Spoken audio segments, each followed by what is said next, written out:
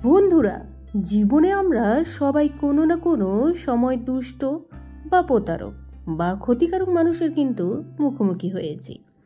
তারা সব সময় সরাসরি হয়তো আঘাত করে না, কখনো হাসি মুখে, কখনো বা মিষ্টি কথায়, কখনো বা ছলনার মাধ্যমে আমাদের কিন্তু ক্ষতি করতে চায়। প্রাচীন ভারতীয় দার্শনিক চাণক্য বলেছেন যে শত্রুকে তুমি চিনতে পারলে সে আরও বিপজ্জনক থাকে না। বিপজ্জনক সেই যাকে তুমি বন্ধু ভেবে বিশ্বাস করো। আজ আমরা জানবো 7টি গোপন কৌশল যেগুলো ব্যবহার করে তুমি এমন দুষ্ট মানুষদের না শুধু চিনবে বরং মোকাবিলা করবে বুদ্ধি ও ধৈর্য আর কৌশল সহকারে। বন্ধুরা, দুষ্ট মানুষের প্রথম অস্ত্রই হলো লুকানো, মানে কোনো কিছুই তারা কিন্তু লুকাবে। চাণক্য বলেছিলেন শত্রু কখনো সরাসরি নিজের রং দেখায় না। তার প্রথম কৌশল হলো পর্যবেক্ষণ। তুমি কথা বলবে কম, দেখবে বেশি। কে তোমার কথায় খুশি হয়, কে তোমার অগ্রগতিতে বিরক্ত, কে তোমার সাফল্যের পেছনে কাটা বিছাতে চাইছে। পর্যবেক্ষণের মানে বিচার নয়, তথ্য সংগ্রহ। 1 সপ্তাহ, 1 মাস তাদের আচরণ নোট করো। ধৈর্য ধরো। দুষ্ট মানুষ দ্রুত প্রতিক্রিয়া না দিলে সে নিজেই নিজের দুর্বলতা প্রকাশ করবে। আবেগ নিয়ন্ত্রণ। রাগ বা প্রতিশোধের আগুনে সিদ্ধান্ত নিলে তুমি কিন্তু হেরে যাবে। দুষ্ট মানুষ সবচেয়ে বড় জয় হলো তোমাকে উত্তেজিত করা। রেগে গিয়ে যদি তুমি প্রতিক্রিয়া দাও, তুমি তার ফাঁদে পড়লে। চাণক্য বলেছেন যে নিজেকে নিয়ন্ত্রণ করতে পারে সেই সত্যিকারের বিজয়ী। তুমি শিখবে ঠান্ডা মাথায় পরিস্থিতি বিশ্লেষণ করতে। প্রতিটি আক্রমণকে ব্যক্তিগত অপমান নয় বরং একটি খেলার চাল হিসাবে দেখো। তখন তোমার প্রতিরোধ হবে নিখুঁত। দুর্বলতা আড়াল। দুষ্ট মানুষ টার্গেট সবসময় তোমার দুর্বলতা, তোমার ব্যক্তিগত সমস্যা, পারিবারিক ঝামেলা, অর্থ সংকট। কাউকে অকারণে শেয়ার করো না। চাণক্য বলেছিলেন দুর্বলতা প্রকাশ করো না, কারণ শত্রু তাই অস্ত্র বানাবে। তুমি যত কম প্রকাশ করবে সে তত বেশি অন্ধকারে থাকবে। দুষ্ট মানুষকে বিভ্রান্ত করার সবচেয়ে শক্তিশালী পদ্ধতি হলো তোমার দুর্বলতা গোপন রাখা।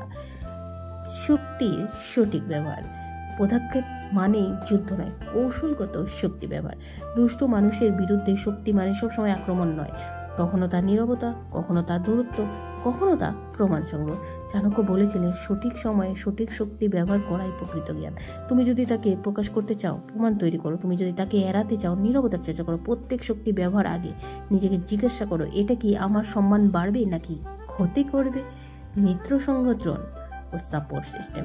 একা যুদ্ধ করলে শত্রু শক্তিশালী হয়। চাণক্য বলেছিলেন মিত্রহীন মানুষ শত্রুর কাছে সবচেয়ে সহজ শিকার।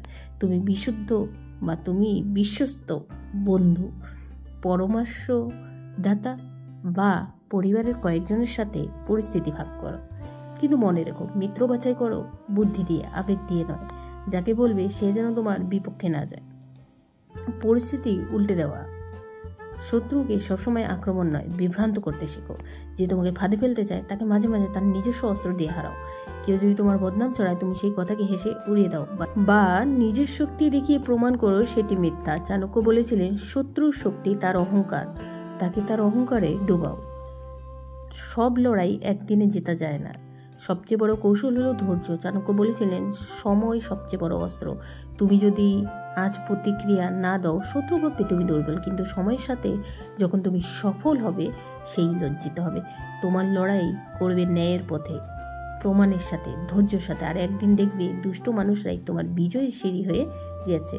আজ তুমি শিখলে দুষ্ট মানুষের মোকাবিলা করার 7টি গোপন কৌশল। 1 নম্বর পর্যবেক্ষণ, 2 নম্বর আবেগ নিয়ন্ত্রণ, 3 নম্বর দুর্বলতা আড়াল, 4 নম্বর শক্তির সঠিক ব্যবহার, 5 নম্বর মিত্র গঠন, 6 নম্বর পরিস্থিতি উল্টো, 7 নম্বর সময়কে মিত্র বানানো। এই কৌশলগুলো শুধু চাণক্যের নীতি নয়, এগুলি জীবনের বাস্তব শিক্ষা। এগুলো তোমাকে শুধু শিক্ষা থেকে রক্ষা করবে না, তোমার ব্যক্তিত্বকে করবে অটল, সম্মানকে করবে অমর। বন্ধুরা, আমরা এই 6টি কৌশল যে শিখেছি বা 7টি কৌশল যে শিখেছি, এখন আসছে শেষে। সবচেয়ে গুরুত্বপূর্ণ কৌশল হলো সময়কে মিত্র বানানো।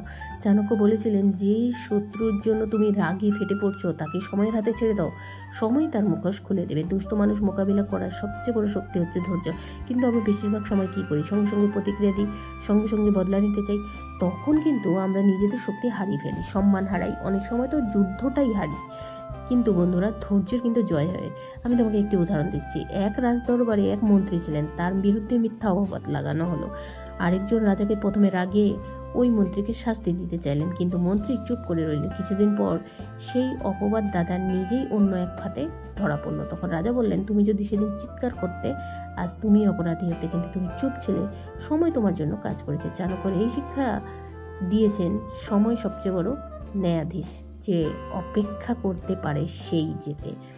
আর যখন তুমি দেখবে দুষ্ট মানুষ তোমাকে ফাঁসানোর চেষ্টা করছে, প্রথমে নিজেকে থামাও, ভাবো আমি যদি এখন চেঁচাই ফল কি হবে, আমি যদি আজ ধৈর্য রাখি কাল কি হতে পারে। ধৈর্য মানে চুপচাপ হেরে যাওয়া নয়, ধৈর্য মানে সঠিক সময়ে অপেক্ষা করা।